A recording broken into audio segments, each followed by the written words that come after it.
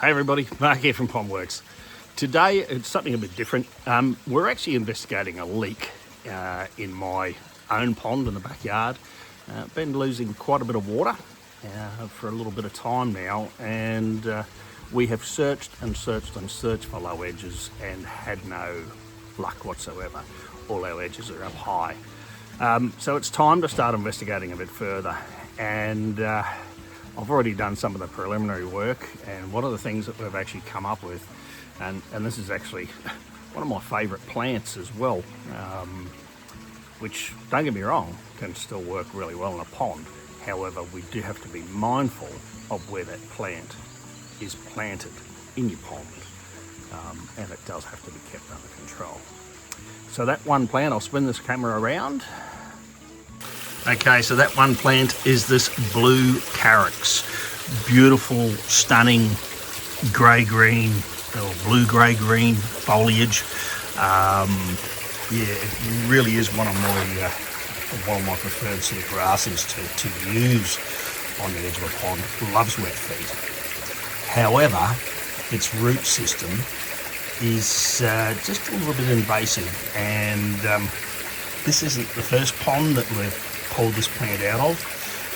It seems to love the seams in your pond. So if you've got a join in your pond in EPDM rubber, this one here seems to love it. And you can see here I've already started tearing it out, and there's a couple of roots sticking out through there that have actually penetrated through the seam and is causing us our water loss. So how do we fix it? Well, number one, we've got to drop the water level in the pond to do it.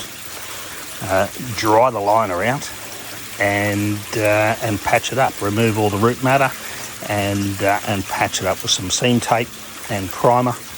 Maybe a bit of foam flash over the top of it to reseal it. So it's going to take a little bit of time to pull it all out, but yeah. Let's see what we can achieve.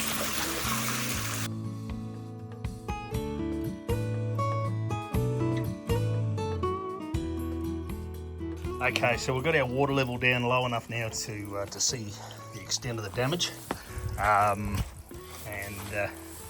I'll just show you here. It's quite an extensive root system, and here we have our seam, and you can see there that these roots have clearly penetrated through that seam. There's the liner there. So a little bit of work cut out for us to actually repair that, and of course it's in quite a difficult spot to get to as well, which is going to make things a little bit more interesting. Alright, so here's our roots here, as you can see in there, and they've gone right through that seam tape. So let's trim them out as best as we can. I'll remove as much of that material as possible. These roots aren't going to reshoot,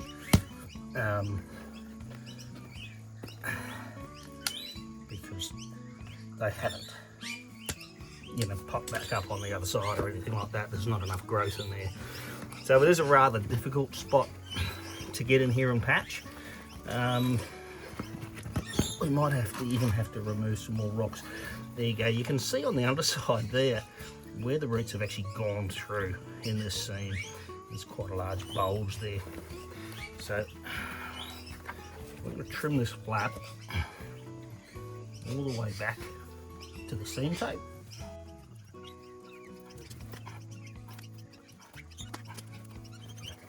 Now we can see our offending area.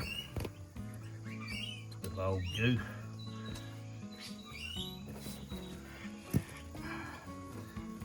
That root's actually run right around on itself. So we might try and cut that out a little bit more. That's good.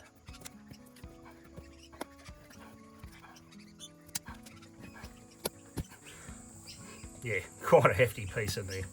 Now look, I'm not saying that you can't plant blue carex in your pond. I think blue carex really does have its place in a pond.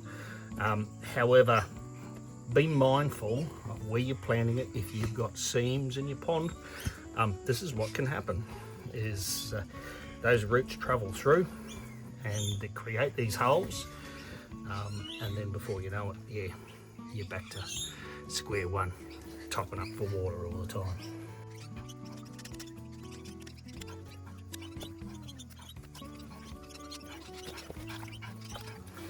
Now this is actually quite an awkward repair, because we've got a lot of rock work in the way, and I don't have anyone else here to help me with these rocks out, so we're going to patch it up as best as we can.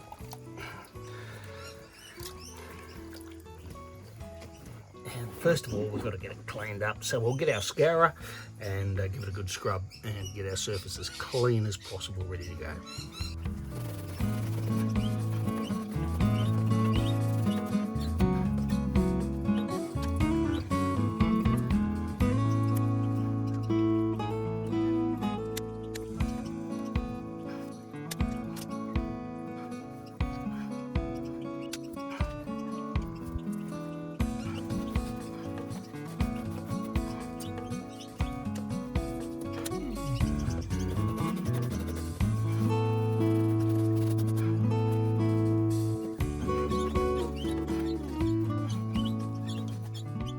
Okay, so there's a few things we're going to need.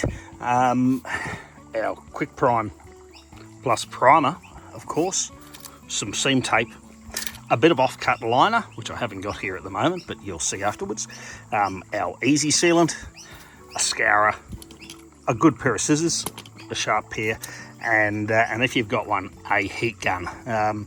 This heat gun's been fantastic for us in able to dry out the area thoroughly before you start work. So just one of the little tools that help make the job go just that bit easier.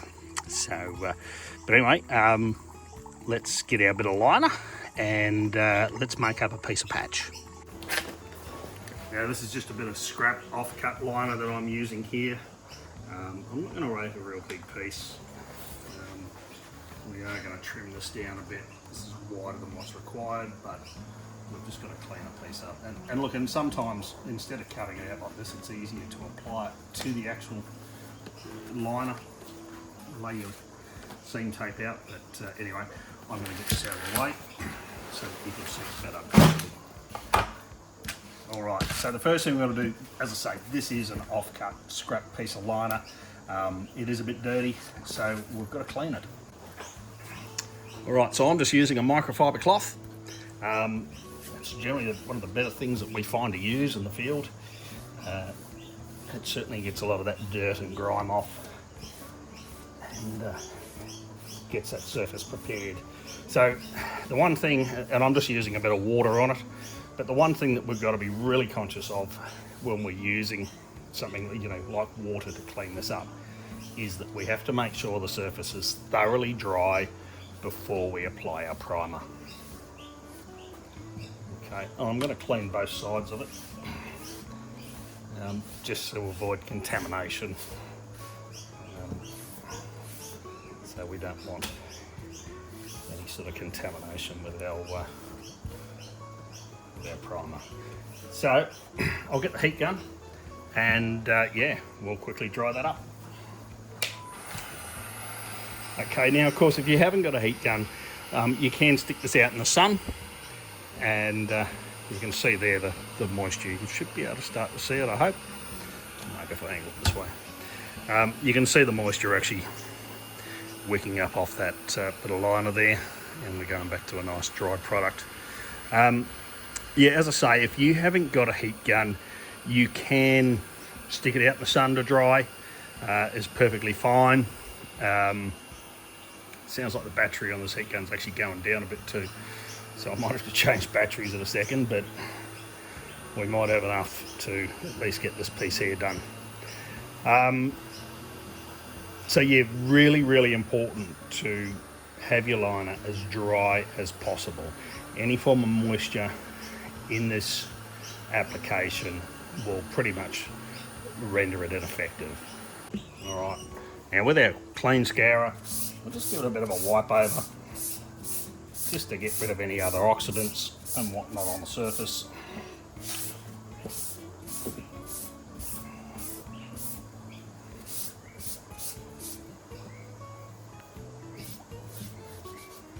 Okay, and just helps abrade that surface a little bit and allows for a bit more surface contact. All right, we'll get our primer. We'll open this up. Look, really important, you've got to make sure this is, I suppose, preferably stirred and not shaken, although I'm shaking it here. So get a bit of a clean old stick and give it a good stir. We've got to make sure that these tend to settle out a bit and you end up with a bit of a black ooze on the bottom sometime. They have played with the formula a little bit. This stuff is basically a blend of contacts and toluenes and acetones and all sorts of horrible chemicals that, for better or word, I'm not going to say cold seam vulcanizers. This is something that we used to be taught, but there is no such thing as a chemical reaction can't vulcanize EPDM rubber. So it's a bonding agent. So basically this liner comes out at 220 degrees out of the oven to get a fully cured liner, and your seam tape comes out of the oven at 170 degrees. So it's quite pliable and flexible. So this is basically an uncured membrane. So it's very susceptible to contacts and things like that, and really helps things bond together. So, but anyway, let's get on with it.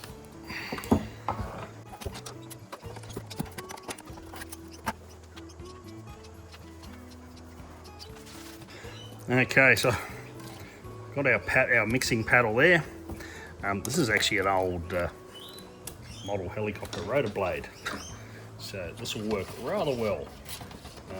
Now you can see the darkness to it. The big thing is quite often or not, these products, they settle, and when you first lift the lid, it's actually quite translucent. So very important to make sure that there's nothing on the bottom and the product is thoroughly stirred before you apply it. Okay. Try to avoid getting it on your skin, and particularly if you're a little bit hairy, it loves to stick arm hairs, leg hairs, you name it, together, and it can be quite a fun time removing it afterwards once it's cured. Yeah.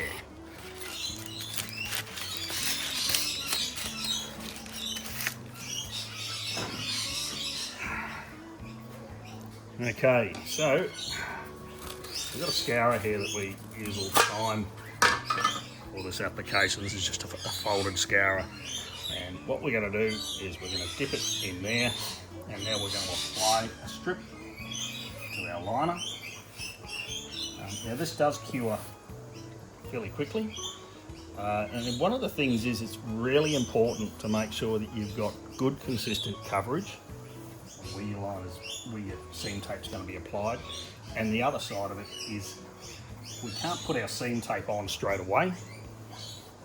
We have to let it dry. You can actually see the colour starting to change. Now, according to Firestone or Elevate or whatever they wanted to call themselves, the last time they were out here on a training session, they told us we've actually got about 30 minutes working time before we've got to reapply the primer again. So what we want, we don't want it, you can see up here, it's still quite wet and still quite sticky, sticks to your fingers. So we want it to be sticky, but we want it to be touch dry. So don't touch it in the middle, because obviously that's where the seam tape's going, but we want it to be touch dry on those outside edges. Sorry, I shouldn't say touch dry, tacky. So that's starting to look fairly consistent and pretty well ready to apply. A little bit down this end. Let it dry naturally. Just, yeah, patience is a virtue when it comes to this stuff. If you apply your seam tape too wet, it's not going to stick properly. So really important to just, yeah, let it go off that little bit. and get some consistency happening in it.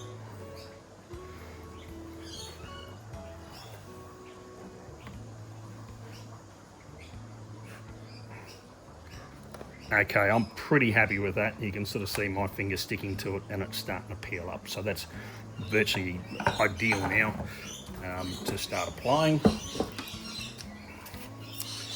Now, for those of you who have got a roll of seam tape with paper backing, you're very, very lucky, because unfortunately they no longer make it with a paper backing, they only make it with the plastic backing.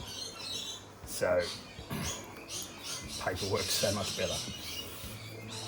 Okay, so I'm going to lay that down. The beauty thing about this, I'm doing it here on a bench, and we're not doing it out in the field. So it does make application a lot easier. Really want to press that in. We don't want any air bubbles in this piece, so we need to smooth it out. I normally have a seam roller with me. I'm not sure, I've misplaced it somewhere at the moment. But as long as it's really well pressed down hard and everything, that will be more than sufficient to bond. Not being on a hard surface, we're going to have to use the handle of the scissors there just to get some extra pressure to make sure that has done its thing. Alright, so we've got our patch, we've got a bit of overhang happening. Now we're actually just going to trim it up so that we're nice and neat on the edges, and we can get our bond happening. I have done multiple pieces side by side, you know, where we've sort of had larger holes to worry about. This with a bit of easy sealant around the outside of the patch will be more than sufficient. We're not going to use all this whole piece to repair what we've got, but yeah, it'll be, we'll cut it accordingly.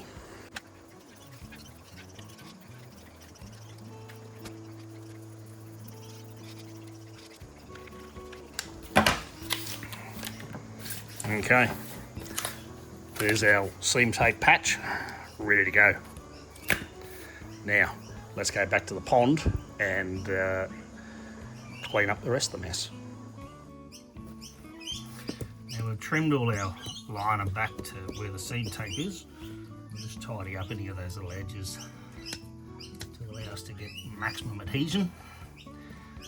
We will be using some easy sealant around the edges just to help ensure that extra seal there.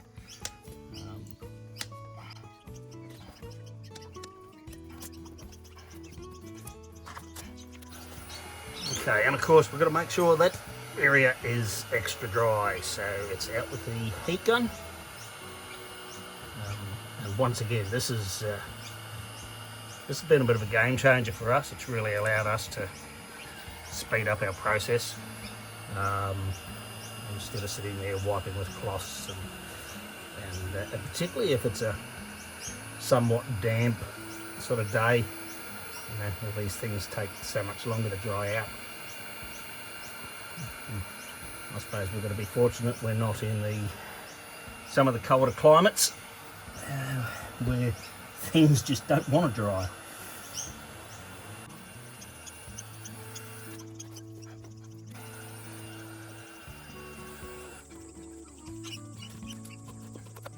Yeah, just going to start applying some primer now that we've got that surface dry enough.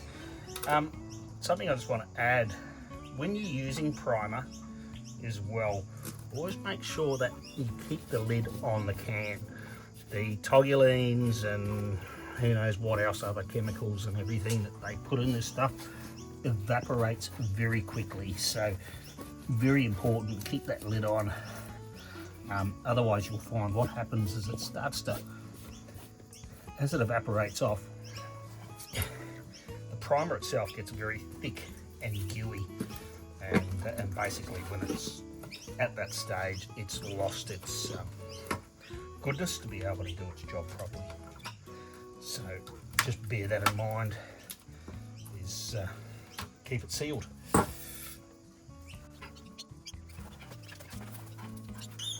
I'm going to use about 8 inches, 20 centimetres of patch tape. ensuring we've got an even 50% coverage on either side of that seam. This is going to be quite a tricky one because we've got some crinkles in this. So what we can effectively do is peel back the backing layer, and this is where paper is so much better when you're trying to get this done. So only peel off half of it, try not to put your fingers on it, and we're going to stick it on there. Now really important to make sure we don't get any pockets or air bubbles in this process, or any puckers. You get your puckers, I'm going to have to go back and do it again. So not the easiest task in the world, but by doing it like this, I'm able to stretch that liner out and more or less work with a flat surface. And I've only got half of it stuck down, so I can get that difficult half stuck on first, and now I can work on pulling this tape out and working our way forward over the rest of the liner. And hopefully, if all goes to plan, everything's going to line up nicely. And we've got a few puckers.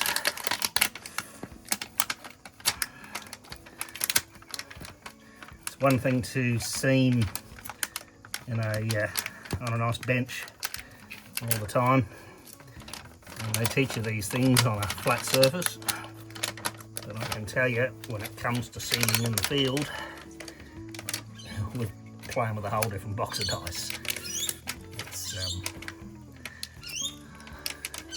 It really is origami with rubber. Okay, that's looking pretty good. We're nearly there at the end of that last little bit.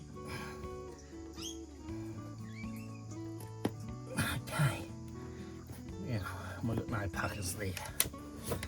Now, supposedly this takes about 2 hours to fully cure. There wasn't enough primer there on that bit, so I'm just going to trim that bit back. So supposedly after 2 hours, this is ready for full-time immersion again. Although in saying that, we've certainly stuck it down sooner, and yeah, had no real issues at all. It's been great. All right, so our next step now is to get our easy sealant, and we're going to put a bead of easy sealant right the way around the outside perimeter of this. This just gives us our extra layer of protection. There's a bit there that wasn't stuck. That bit there was damp. So this is what I was saying before about making sure you've got no moisture, because when you've got moisture, it doesn't stick. I know our hole is up here, so I know this part here is not an issue. But yeah, water, as you can see, that's seam tape ready to go. It's got no stick at all. So yeah.